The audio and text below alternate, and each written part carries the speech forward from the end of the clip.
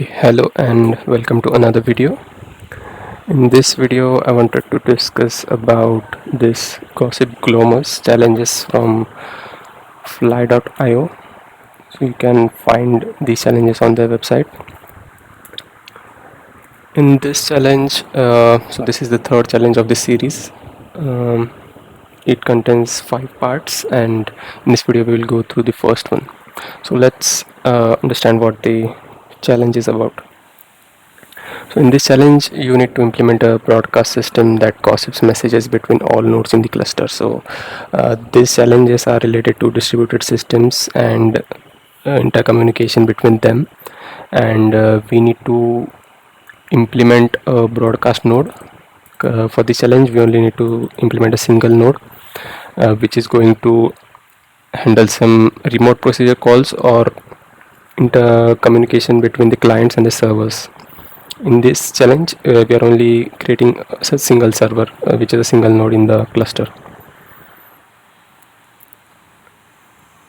So in this challenge is obviously broken down into multiple sections, and this is given such that the system is built incrementally from the ground up.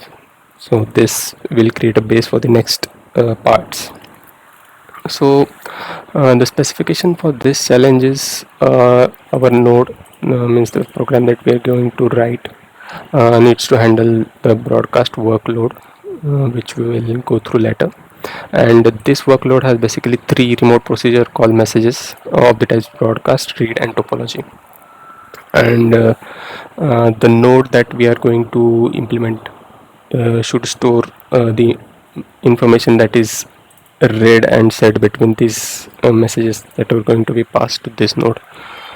So let's see what these messages mean. So this challenge is basically implementation already given in Maelstrom framework, but since we are going to use another language, in my case I'm going to use Rust for this, so we need to handle some parsing, serializing, deserializing, and printing from our side as well. So these two are the messages that are provided by the Golang library, which they are providing, but in our case we are going to not use them. We are going to build everything from scratch. So they're also telling that data can be stored in memory. We don't need to use any database for this. So let's go through the RPC messages now. The first message is of the type broadcast.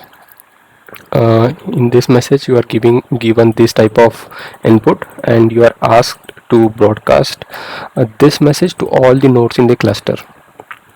Next, and you also need to acknowledge that you have received this message, so you need to acknowledge by printing this to the standard output. So all these messages will be transferred from standard input and standard output only.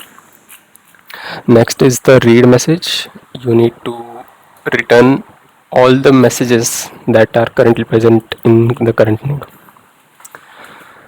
So in response, the response for this input will be a read OK message with all the messages that are present in the current node, and order of the return values does not matter. Next one is topology. In this challenge, topology is not relevant because our cluster contains only one node, so there is no need for this topology to consider for the solution for this challenge. And obviously we will need to handle this as well because they are providing this in the input for this challenge also. So topology is of the form adjacency list. So this topology JSON is going to, these keys are going to represent the nodes in the clusters, the name of the nodes, and this list denotes the nodes which are adjacent, or the nodes which you can communicate with. And after you receive this message, you can return an acknowledgement message that you have received the topology. Every message that is served by the client needs to be acknowledged by some data type that they have given. So let me also give you a brief introduction about what the other challenges are. So this is the multi-node broadcast challenge. So instead of one node, there will be multiple nodes, and you need to uh, provide consistent outputs for the given inputs from each of these. So it is the same, just that there are multiple nodes instead of one. The next one is fault tolerant broadcast. Third part in this, you need to, means the constraint that they have applied is for some period of time network partitions will be included between these nodes. So for some period of time the internal messaging is not going to work, so you need to implement your node accordingly. The next two parts are about increasing the efficiency. So the factors they are considering is the number of messages per operations which are transferred, and some medium and maximum latency. Same for the fifth part as well. So these are the 5 challenges which we will go through in the series. Let me also give you an introduction to how the input format is there. So the nodes and the networks are represented by the nodes as n1, n2 and so on, and the client nodes are represented using c1, c2 and so on, and there are going to be some messages which are transferred using RPC protocol. The messages to our nodes are read using standard input and given out from our node using standard output, and they are JSON objects. All means a single line in a standard input is one message. You need to parse it according to the data type that is given. So each message is of this format: the source and the destination. So a certain message comes from client c1 to node n2, then the node will be of form source is c1 and destination is n2, and the body will be different depending on what type of message is passed. So let's see what type of uh, body messages the objects that are going to be passed. So the body also contains some reserved keys which are of type message id and in reply to.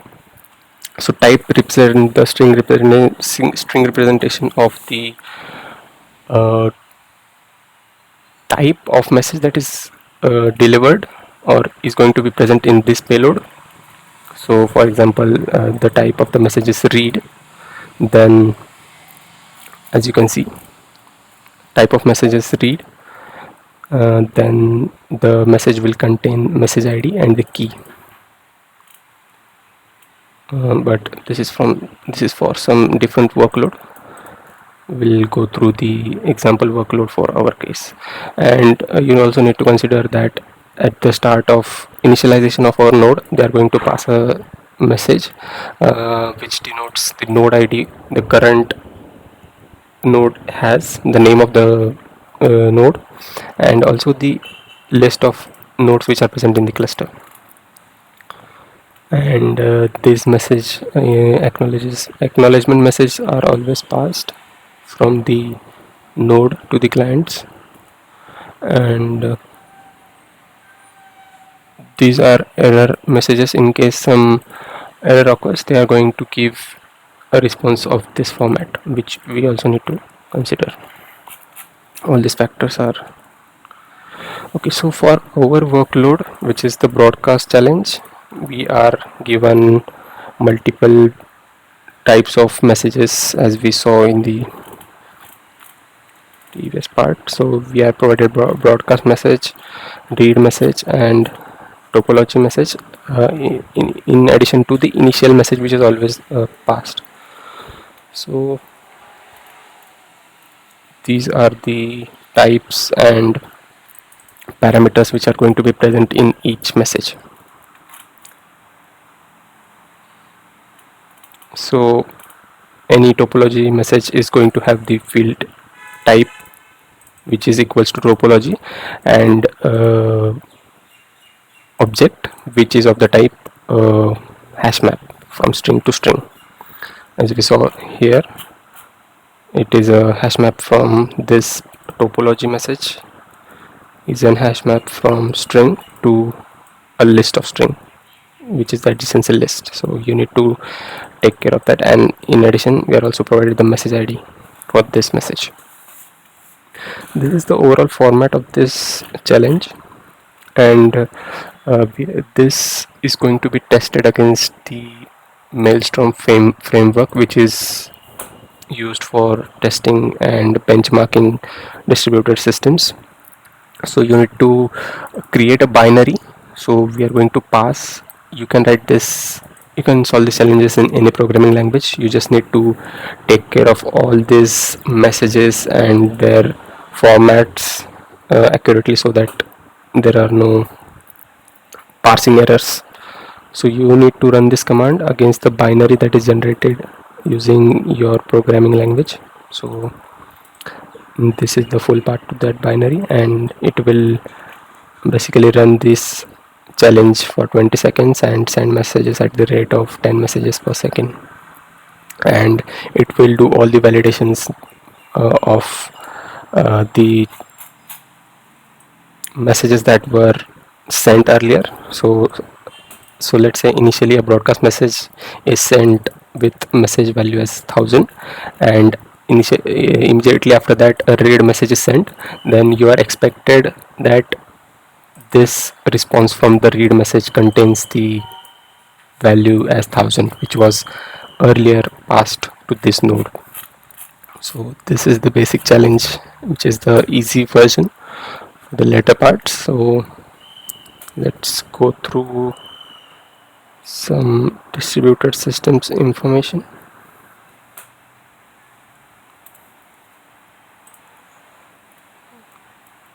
So I have created a slide which introduces how distributed systems are working and how is the challenge format given. So any distributed system consists of multiple servers. Each of them has its own data storage. So this blue part is the data storage for that node, and this whole part, the server and the data store, is called one node. So we need to implement one node in this challenge, and this system of multiple nodes is called as a cluster. So this cluster contains 5 nodes, and there can be multiple clients. So the basic idea of distributed systems is these servers can be arbitrarily geolocated anywhere, and these clients also can perform requests and responses, or perform any actions, communication between these servers from any location. And the goal of this system, of this cluster, is to maintain a consistent state. Let's say in the challenge we are asked to store a list of messages, right? So if you see here, our challenge is simple. There is only one server and there is a client talking to it. It is going to send some messages, and our node is expected to return the nodes that is passed to it earlier. But in case of multiple nodes, let's say this client sends this node to store a message with value 100, but this node doesn't know about that value 100. So if this client asks for this node all its values, it will not contain 100.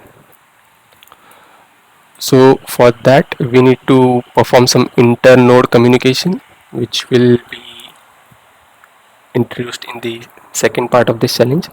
For this part we are only having a single node. So let's see how you can solve this.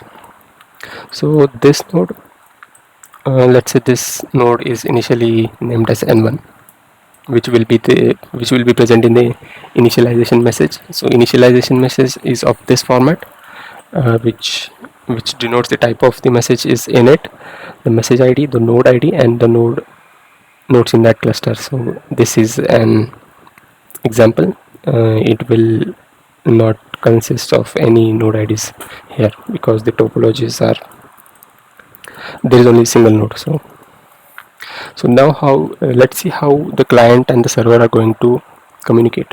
So there are three types of messages as we saw earlier that are going to be passed from the client, and let's see what are the types. So first message is broadcast. The client asks the server to broadcast the value 1000 to all the nodes. The next one is read the value from the node in the topology. We can ignore this topology because we have only one node in this cluster. So let's see how the broadcast and read can be solved. So since there is only one node in the cluster, we just store the given message in a list. So this is a simple operation as appending the given message into the list. And the read operation is as simple as returning all the messages that we have seen earlier as a response. So the expected type of init message is of this format. You need to reply, add this field in reply to.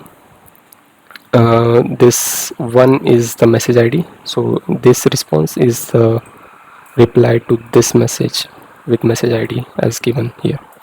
The broadcast doesn't expect any messages or any other format. You just need to acknowledge that you have seen this broadcast message by providing this type of response. Next one is the read. So as we saw earlier, we just need to send all the messages that are stored in this node. So you need to send these messages in this format. Okay, this was all about that. So let's also understand what kind of topologies will be given to us in for the part B. So let's say the topology is given as this. So n1 can communicate with n2 and n3, n2 with n1, n3 with n1.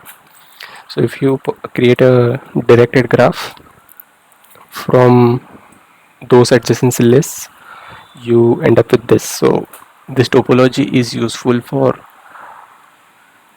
introducing inter-process communication. So all these communication messages that we have seen here are between client and the server, but there needs to be a case where our internal servers also need to talk with each other, because let's say this is a distributed system.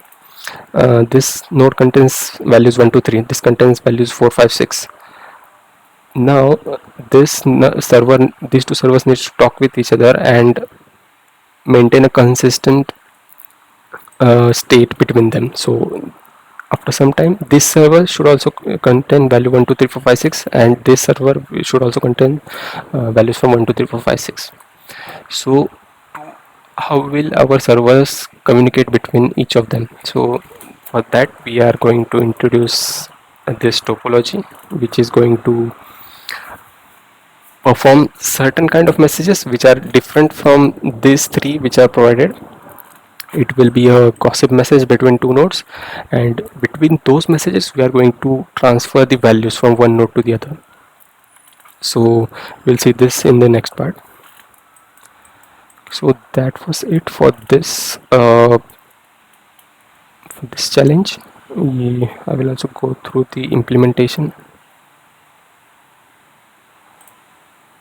This was the workload which is given to us. Now let's go through the code. Okay, so I have solved this challenge in Rust. Now I'll just go through the implementation part.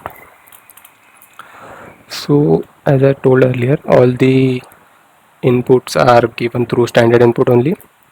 So you need to read a line from the standard input, parse it to the message which is of any one format. So let's see what kind of format is there.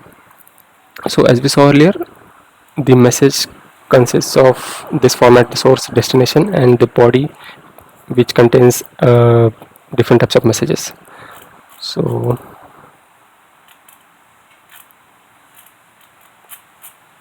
it was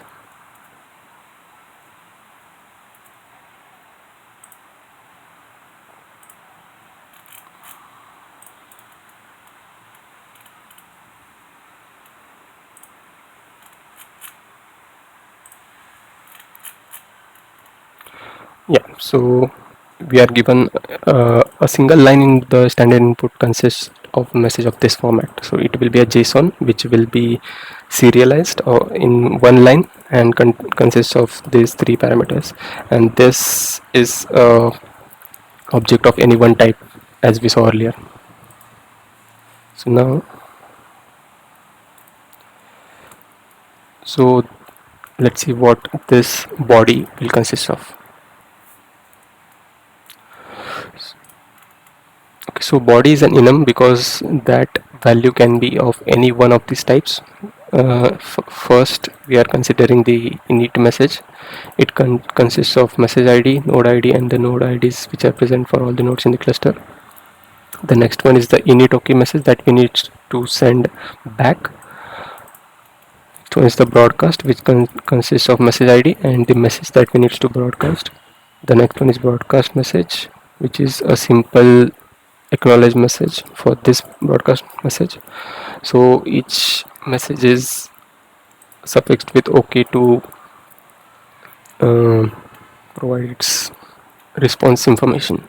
So read doesn't contain any information other than the message ID, and in response to read we need to send a read OK message with the messages that are present in this node.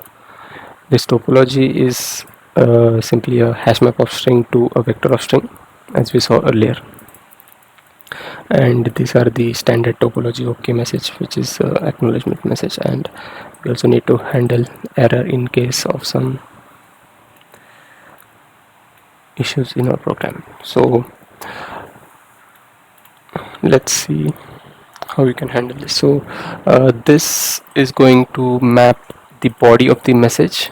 So a line, we have taken a line from the standard input, we are going to convert it into our Rust object of the type message, and in that message we need to identify what type of message is being sent. So I'm going to perform a switch case here. Depending on what kind of message is passed in the input, I'm going to perform the operation based on that. So it could be a init message, it could be a read message or broadcast message, and a topology message, or so on. And if any of these messages is passed, it is an impossible input because we have this used these types for responses and not as a request.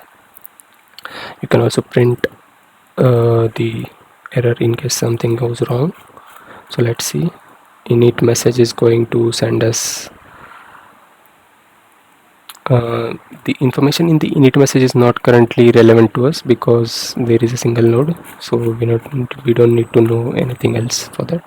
So we'll just simply give out a init OK message for this, and this print and flush function is going to basically this is a closure which takes output which is of the format message, which is it is going to serialize it, it is going to stringify the message and then write it to the standard output. And you also need to take care to flush the standard output so that the reader which is running our program knows that we have sent a message to it. Otherwise it will stay in buffer and the validator will not be able to check our program correctly. Next one is the read message. It is going to it is asking for all the messages that are present. So I am currently storing the messages in a vector, so we just need to send all the messages by cloning the messages that we have. That is it for read. For broadcast, we simply append the given message to our messages vector and return the response using a broadcast OK message. Topology, we don't need to consider anything, so we just acknowledge that message using a topology OK response. And that is it for this implementation. It is fairly straightforward. You just need to take care of how this serialization and deserialization is going to happen, because these details are not very clearly mentioned. They have just given that this type of format is expected. So even if you are writing this in any programming language, you just need to go through all this to make sure that the parsing is done accurately. So this was my solution for first challenge for part 1. Let's also go through the type of results they are providing to us. So once you run this command against your binary, so this is the command that you need to run. So once you run this command, so I have run this multiple times, that's why we get multiple results for each time that we are running it. So this I will just show what all information they are giving to us.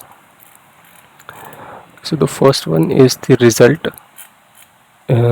This shows all the validations that they are performing on our node. So this tells us that in this network the clients sent this many messages, received this many messages, and the total message count. The servers did not send any message in between them, so all the messages were between client and server, and zero messages between server and inter-server, which we will do in the second part. This is the all the messages per operation is the average of the messages sent in between two client messages. And